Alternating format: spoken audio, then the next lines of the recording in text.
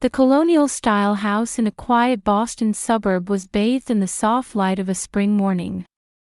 A child's bicycle stood on the stone path that led through the front yard, where cherry trees were in full bloom, to the entrance. "Sophia, hurry up or you'll be late," Emily Harrison called from the kitchen while quickly packing a sandwich into her daughter's lunchbox. With her hair pulled back in a ponytail, she was already dressed in her nurse's scrubs, ready for work. Emily was a veteran nurse who had worked at the local pediatric clinic for more than 10 years. Her gentle smile and accurate judgment had earned her tremendous trust from both the child patients and their parents. "Mom, I can't tie my ribbon," a small voice called from the living room. Emily closed the lunchbox and hurried to the living room. 6-year-old Sophia, wearing a pink dress, had a troubled look on her face as she held her hair ribbon. She was a lovely girl who had inherited Michael's brown eyes and Emily's golden hair. "Come here, princess." Emily knelt down and tied the ribbon while fixing her daughter's hair. "What are you doing at school today?" "Drawing and math." "And I'm having lunch with Jessica," Sophia answered happily. "When is Dad coming home?" Emily smiled. "He said he'll be late tonight. He's helping with the renovations at Grandma and Grandpa's house." Just then, the front door opened and Michael appeared. With his handsome features and sturdy build, he was trusted as the accounting manager at a local construction supply company. He had said he was staying at his parents' house last night, but it seemed he had returned home early this morning. "Good morning, princess." Michael lifted Sophia up and kissed her on the cheek. "Ready for school?" "Yes." Sophia wrapped her arms around her father's neck and hugged him tight.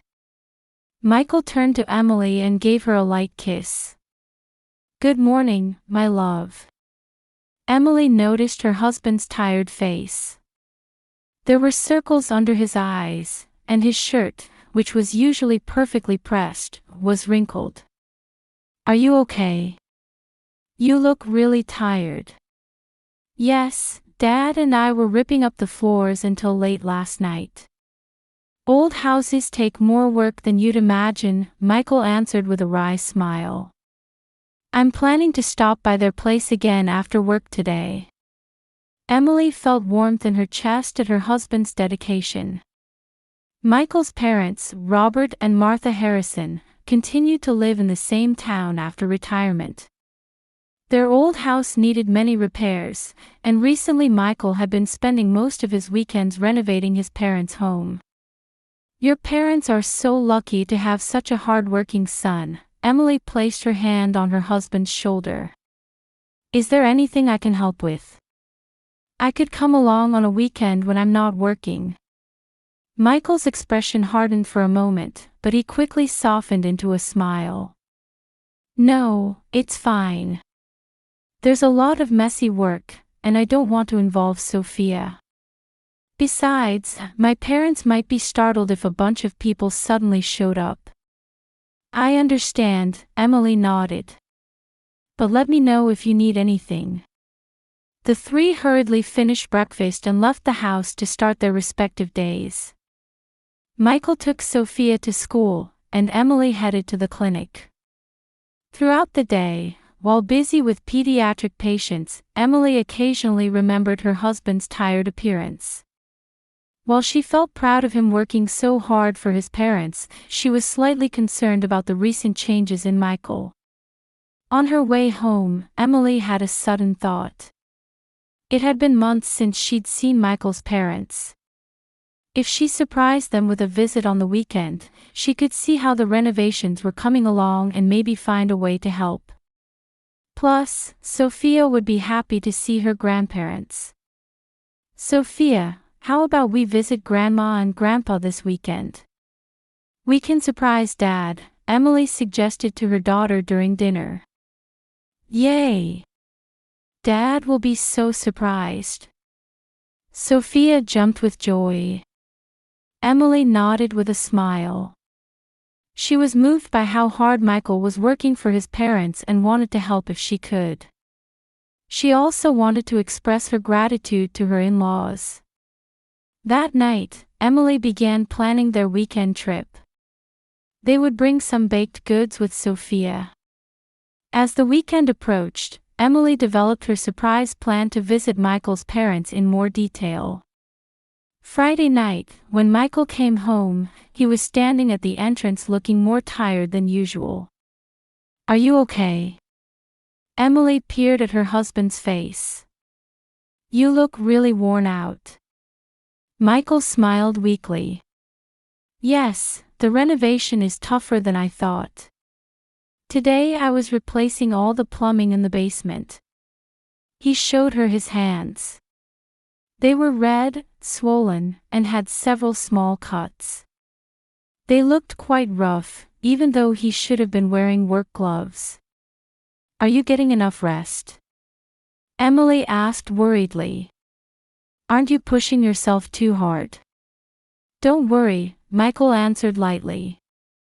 "I can do it for my parents.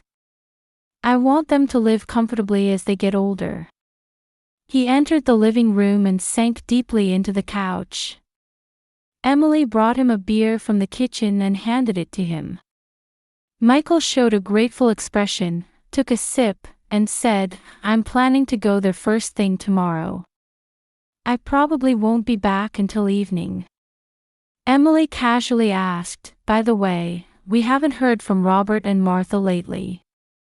Are they doing well?" Michael's expression stiffened for a moment. "Yes, they're both fine. It's just that the house is a mess with the renovation, so they're not really in the mood to talk to people. Especially Mom." "I understand. But could you tell them I'd love to see them on Mother's Day?" "Of course," Michael answered quickly. "I'll let them know." The next morning, Michael left the house early. He was wearing work clothes that Emily didn't recognize, rather than his usual casual clothes. That afternoon, while Emily was shopping at the supermarket, she ran into Betty Johnson, an old friend of Michael's parents. "Emily. It's been a while. How have you been?" Betty's friendly voice echoed down the aisle. "We're all doing well. How about you, Betty?" "I'm fine too. By the way, I haven't seen Robert and Martha lately. Are they okay?" Betty asked with a somewhat worried expression. Emily was surprised for a moment. "Yes, they're fine. Michael is helping with their house renovation. It seems a bit challenging." "Oh, that's good," Betty showed a look of relief. "I was worried because they didn't come to church last week. They never used to miss a week, but lately I haven't seen them." According to Michael, they're having a hard time with the renovation. Emily smiled, but internally she felt something was off. Michael's parents were devout Christians who rarely missed Sunday service. When she returned home, Emily decided to call her in-laws. However, no one answered after several attempts. She left a message on their voicemail, asking them to call her back. That night, when Michael came home, Emily told him about trying to call his parents. No one answered. "I got a little worried." Michael shrugged. "Oh, the phone is broken. I ordered a new one, but it hasn't arrived yet."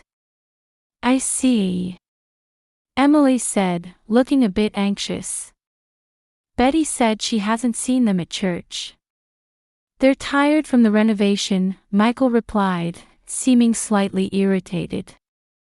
"Besides, Dad has hurt his back recently, and Mom's taking care of him. There's no need to worry." Emily tried to find comfort in her husband's words, but the uneasy feeling wouldn't go away. The weekend surprise visit seemed increasingly important. She felt she needed to see for herself how his parents were doing. As the week progressed, Michael's behavior became increasingly strange. Sometimes he would come home late at night. When asked, he explained, "I had some detailed work left and wanted to finish it." Also, there were dirt and paint stains on the back seat of his car. Once, as Emily was doing laundry, a receipt fell out of Michael's jeans pocket. It was from a home center in the neighboring town, quite far from his parents' house. "This receipt is from the Milton Home Center," Emily mentioned during dinner. "You went quite far." Michael froze for a moment. I needed a special part. Couldn't find it nearby." Questions remained, but Emily tried to trust her husband. It was clear he was working hard for his parents. Still, she was worried about the lack of communication from her in-laws. Thursday night, when Michael came home late, Emily asked directly, "Are they really okay? I'm getting worried because we haven't heard from them at all lately." Michael looked at Emily with tired eyes and placed his hand on her shoulder. "They're really fine. Both of them are well. It's just that the renovation is more difficult than expected, and everyone's tired. Things should settle down by the weekend, and then we'll be able to contact them." Emily took a deep breath. "Okay. But something feels off. They always used to call." "Emily," Michael said in a gentle but somewhat firm tone. "Trust me. They're both fine. Things are just a bit chaotic right now." Emily decided to accept her husband's words. After all, Michael should know his parents best. And she told herself that her worries were probably unfounded. Everything would become clear over the weekend. Friday night, Michael again said, "I'll be at my parents' all day tomorrow," before going to bed early. Emily made final preparations for her plan with Sophia the next day. They would leave early in the morning and arrive at Michael's parents' house before noon. Saturday morning dawned with a crystal-clear blue sky. Emily and Sophia quickly ate breakfast and set out for Michael's parents' house. In the car, Sophia excitedly looked out the window. "Will Grandma and Grandpa be surprised?" Sophia asked, fiddling with her yellow hair clip. "Of course," Emily smiled. "Especially Grandma, she'll love seeing you in that lovely dress." The car entered a quiet residential area in the suburbs. Michael's parents' house was a colonial-style home over 50 years old, surrounded by stately trees. As they turned the corner and the house came into view, Emily suddenly hit the brakes. "Mom, what's wrong?" Sophia asked curiously. Emily was speechless. There was a red and white, "For sale," sign standing in the front yard of Michael's parents' house. The house was on the market. "Wait here a moment," Emily said in a trembling voice. "Mom's going to check something." She parked the car on the shoulder and approached the sign. It was definitely Michael's parents' house. The sign displayed the name of a local real estate company and the words, "Newly renovated colonial." Various questions swirled in Emily's mind. Why hadn't Michael told her the house was for sale? Where had his parents moved to? And most importantly, why had he hidden such a big decision from her?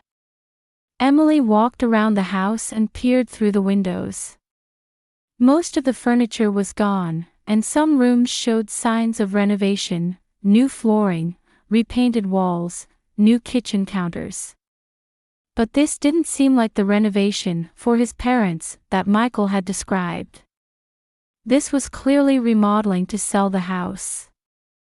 With trembling hands, she took out her cell phone and called Michael. But his phone switched to voicemail. Next, she called her in-laws' cell phones, but these played the message, "This number is currently not in use." Filled with confusion and anxiety, Emily returned to the car. Sophia was reading a picture book in the back seat. "Aren't Grandma and Grandpa here?" Sophia asked. "It doesn't look like it, honey," Emily answered, trying to hide her distress. "And the house looks a bit different. Where's Dad? Isn't he here either?" "It doesn't seem like it. I tried calling him, but he didn't answer."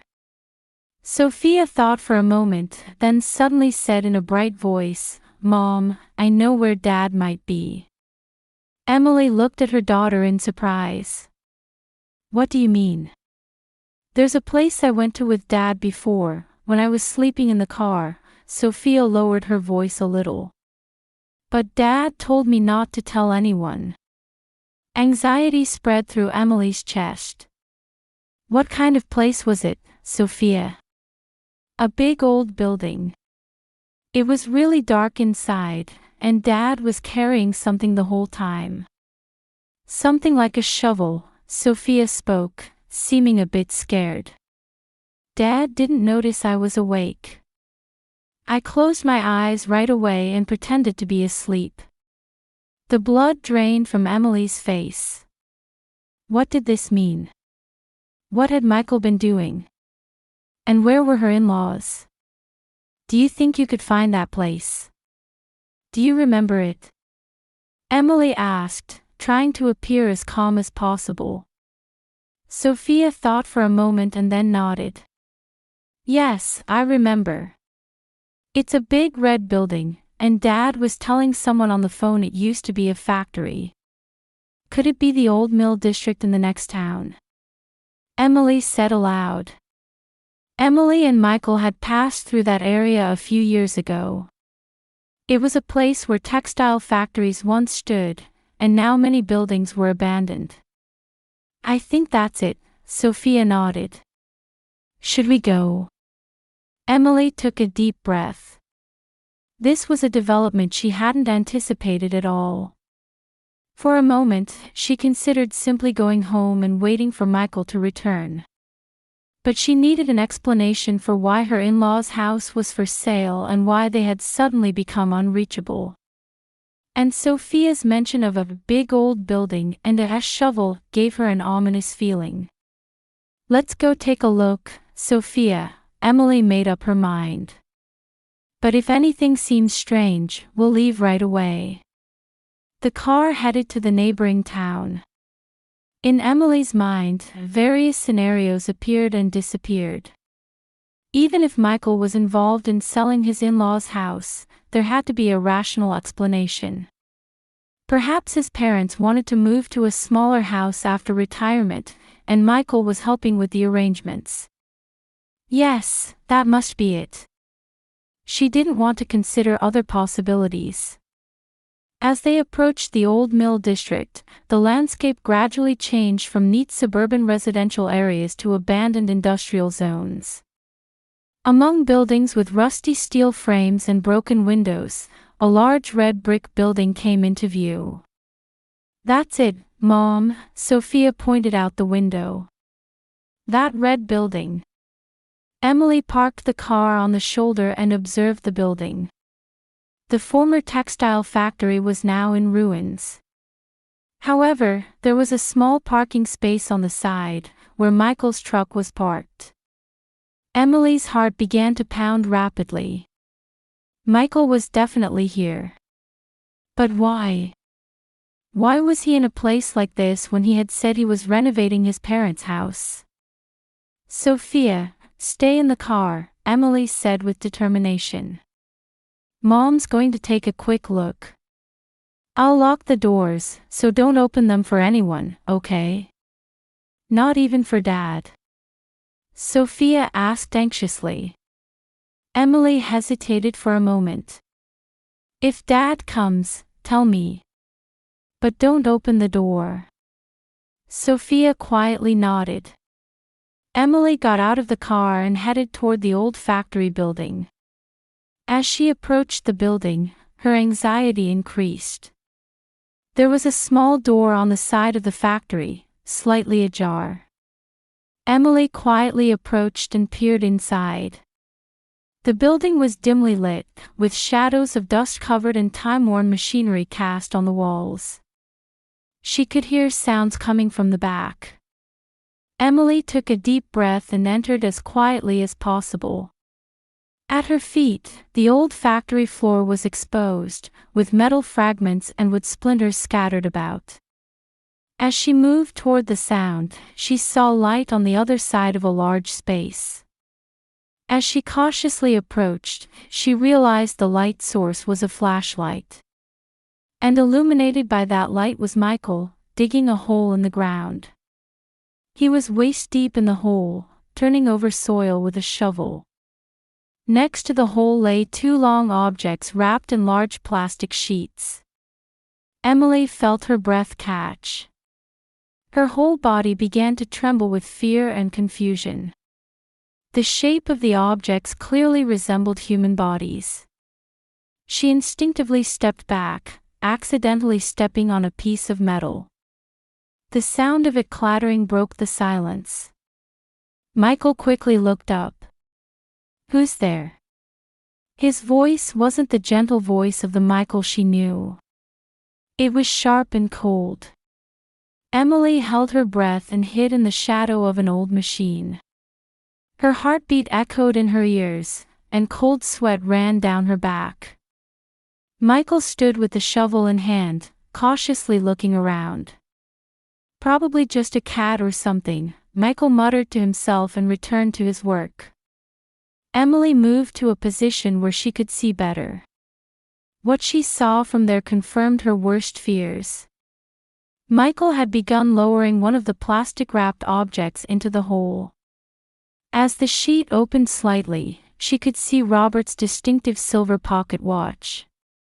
He always wore it. Her stomach nearly turned with fear and disgust. Emily put her hand over her mouth to stifle a scream. Only one conclusion formed in her mind: Michael had killed his parents and was trying to hide the evidence. As quietly as possible, Emily began retracing her steps. She had to be careful with her footing, but fear made her body difficult to control. She needed to get out of this place as quickly as possible, take Sophia, and flee. And she needed to report this to the police. Somehow making it out of the building, Emily hurried to the parked car. Sophia was waiting for her in the back seat. "Mom, did you find Dad?" Sophia asked innocently. Emily tried to appear calm. "Not yet, but we need to go home now. Mom's not feeling well." "What about Dad?"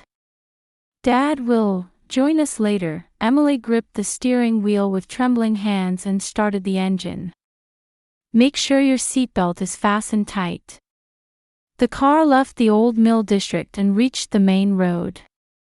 After putting enough distance between them, Emily pulled over to the shoulder and took out her cell phone with shaking hands. 911, emergency. "How can I help you?" The operator's calm voice responded. My husband." Emily began, fighting back tears. "I think he killed his parents. I saw him burying them at an old factory." "Ma'am, please try to stay calm.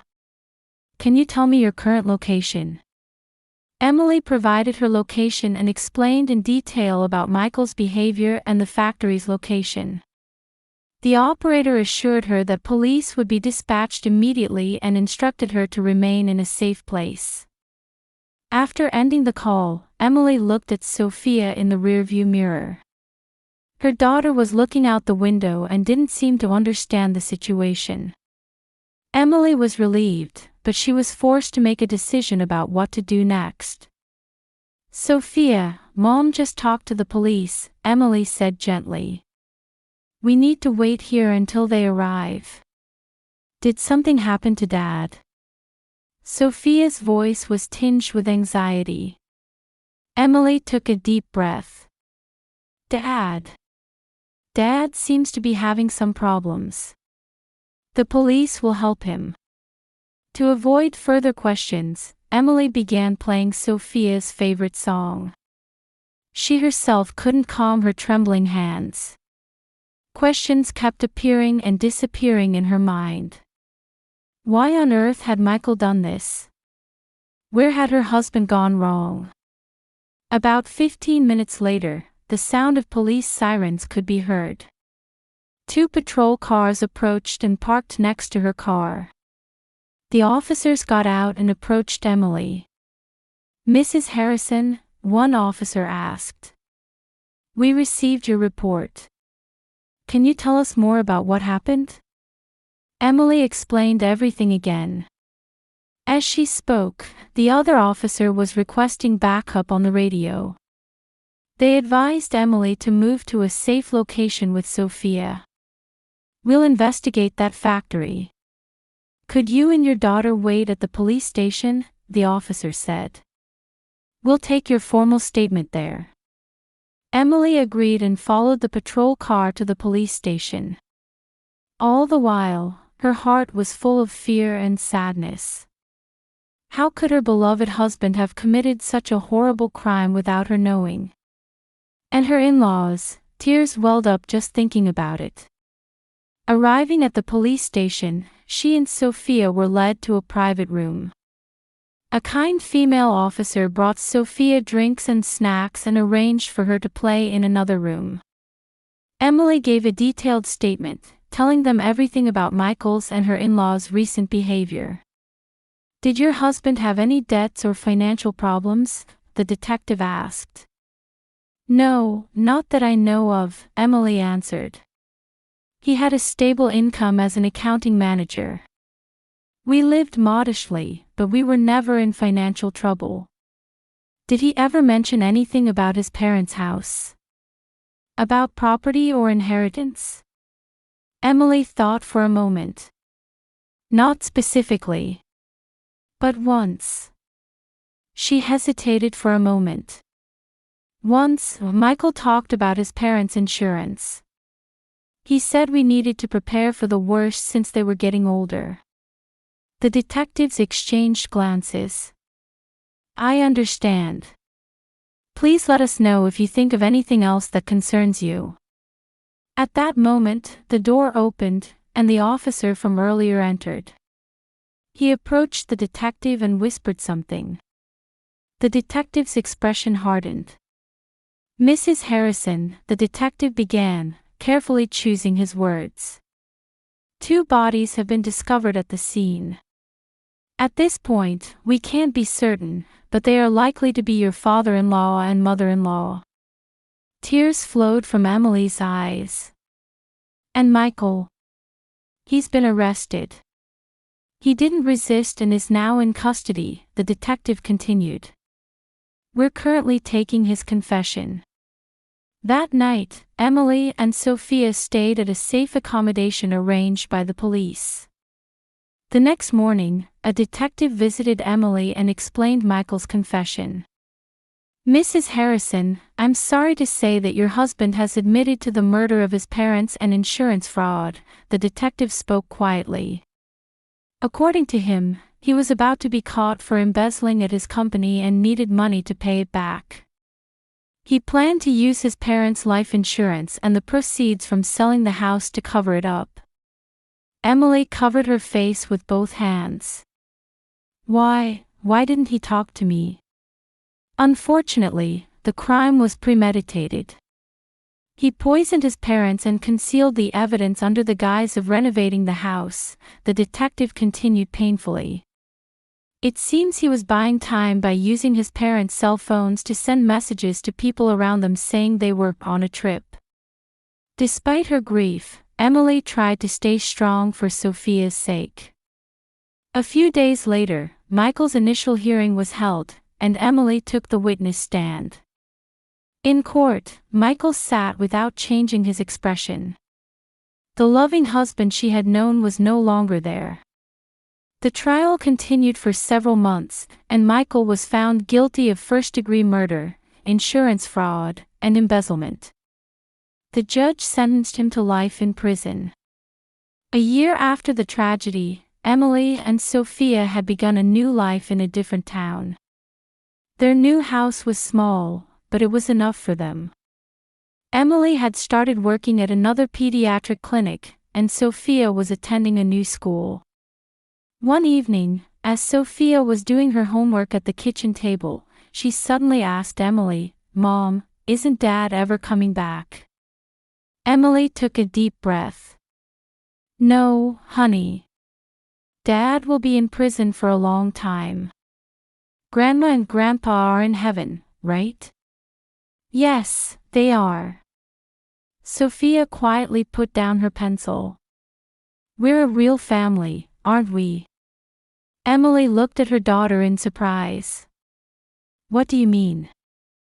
"Mrs. Jones told me that family is about trust and love, not just blood," Sophia continued with a serious face. "We trust each other, right? So we're a real family."